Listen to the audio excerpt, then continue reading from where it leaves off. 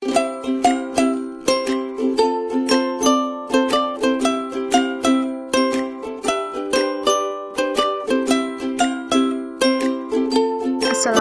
teman-teman, kembali lagi di channel Dapur Rizdi. Kali ini saya akan membagikan resep camilan yang enak khas Makassar, yaitu jelang kotek ya. Bahan yang digunakan untuk membuat kulit adalah tepung terigu, tepung tapioka, mentega yang sudah dilelehkan, air, telur, garam, dan penyedap.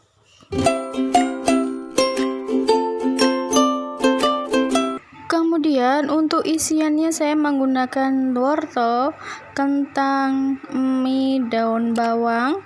Kemudian saya tumis menggunakan bumbu bawang merah, bawang putih, saus tiram, lada bubuk, garam, penyedap, dan ada juga telur yang sudah saya rebus ya teman-teman.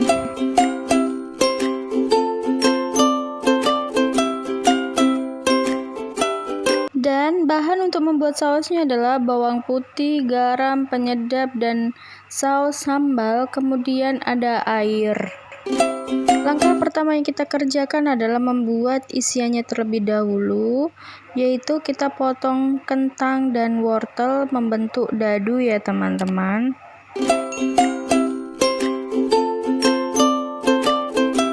Isiannya ini memang harus dibuat terlebih dahulu teman-teman, karena kita harus mendinginkan isian tersebut supaya ketika nanti kita cetak tidak pecah adonannya.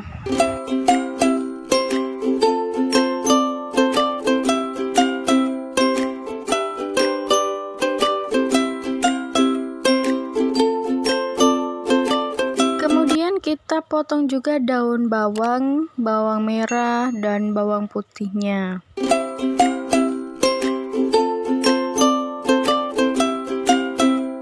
Jika telah selesai semua, kemudian kita panaskan minyak dan kita tumis bawang merah, bawang putih, dan bawang daunnya.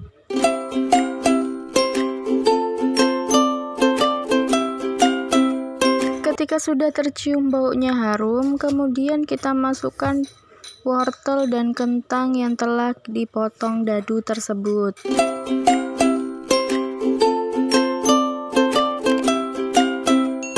Kemudian tambahkan air secukupnya sampai adonan tersebut semuanya terendam air ya teman-teman.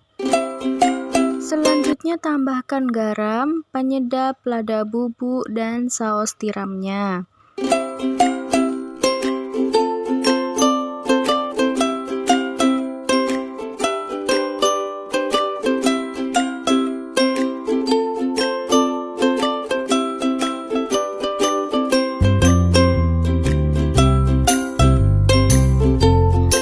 Jika dirasa sayurnya sudah matang, kemudian koreksi rasa. Jika dirasa rasanya sudah pas, kemudian kita masukkan mie-nya. Mie-nya kita potong-potong ya teman-teman, supaya nanti ketika mencetak adonannya itu tidak susah. Masak hingga mie-nya matang dan pastikan airnya benar-benar habis ya teman-teman. Kemudian angkat dan diamkan. Sambil menunggu adonan isinya itu dingin, kita buat dulu adonan kulitnya. Campurkan tepung terigu, tepung tapioka, garam, penyedap, dan telurnya.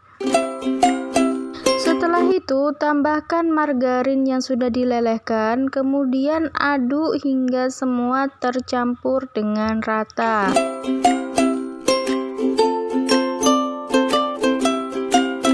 Saya menyampurnya langsung memakai tangan ya teman-teman. Tangannya sudah saya cuci bersih. Jika teman-teman ingin menggunakan sarung tangan, silakan ya teman-teman. Jika semua sudah tercampur dengan rata, kemudian tambahkan air sedikit demi sedikit sambil diuleni terus-menerus teman-teman, hingga dia kalis.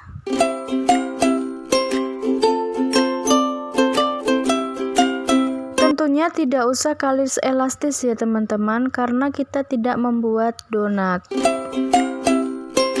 Kemudian istirahatkan adonan tersebut selama 30 menit.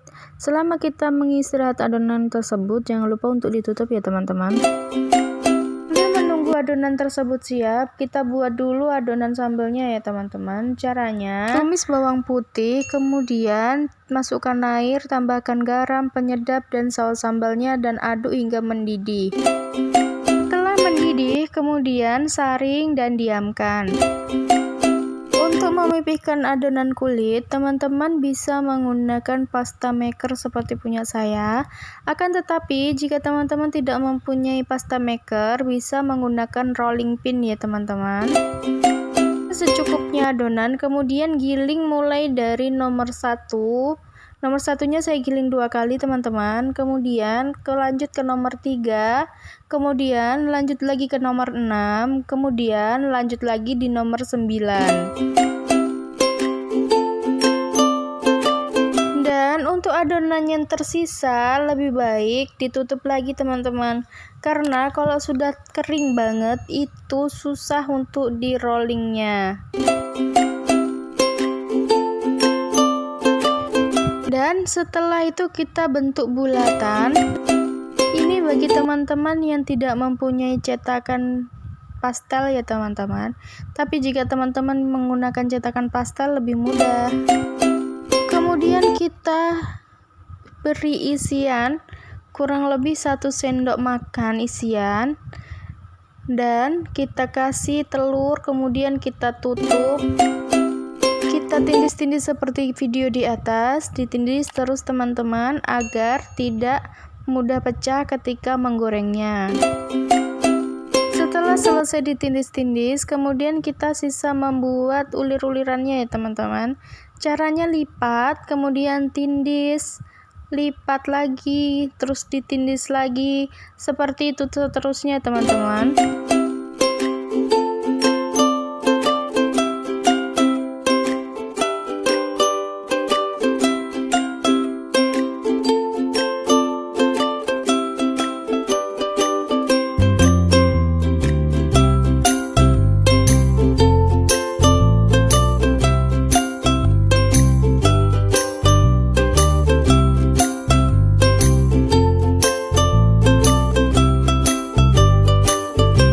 Lumayan gampang ya teman-teman. Untuk teman-teman yang belum bisa, akan saya kasih contoh sekali lagi.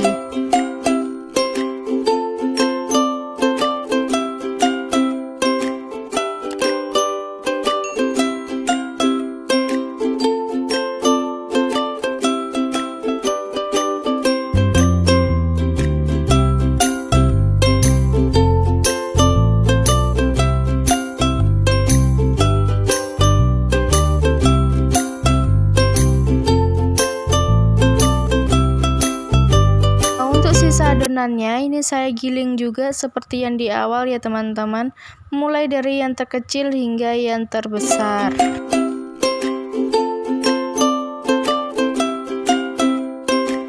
Saran saya, jika teman-teman ingin membuatnya, lebih baik langsung giling, langsung cetak, langsung giling, langsung cetak ya teman-teman.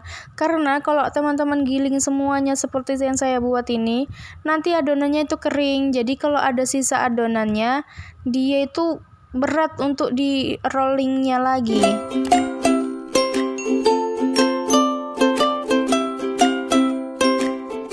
Adonan 500 gram ini lumayan banyak teman-teman. Jika sudah jadi, bisa kita jadikan cemilan ketika sore hari bersama orang-orang tersayang. Nah, kalau untuk cara saya yang di atas ini, saya bulatin dulu, kemudian saya diamkan, dan baru saya cetak. Ini juga kurang efisien ya teman-teman. Lebih baik sekali dibulatin langsung dibuat, karena kalau didiamkan dulu dia tuh akan mengering teman-teman adonannya. Jika dia adonannya mengering, itu susah untuk dicetaknya. Kemudian jika telah selesai semua, kita goreng ya teman-teman. Cara menggorengnya adalah tunggu minyaknya itu benar-benar panas dan di api sedang cenderung kecil ya teman-teman, sambil dibolak-balik karena ini satu adonan ini cepat matang ya teman-teman. Takutnya gosong di salah satu sisi.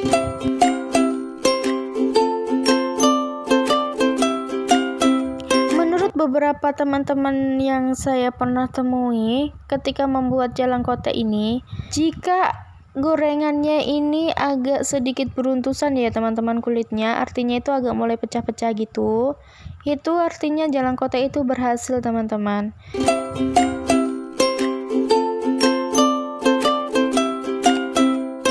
Karena dia mengembang.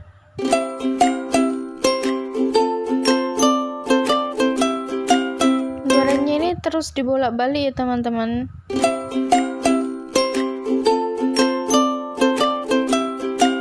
Jika sudah mulai kuning kecoklatan, itu silakan diangkat.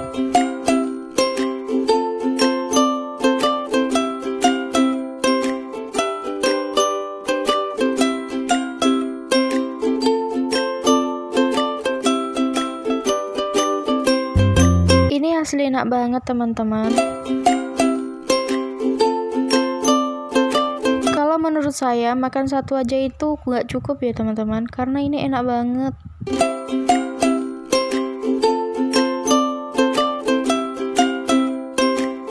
Makannya dicocol pakai saus sambal yang pedas, itu enak banget teman-teman, kalian harus mencobanya.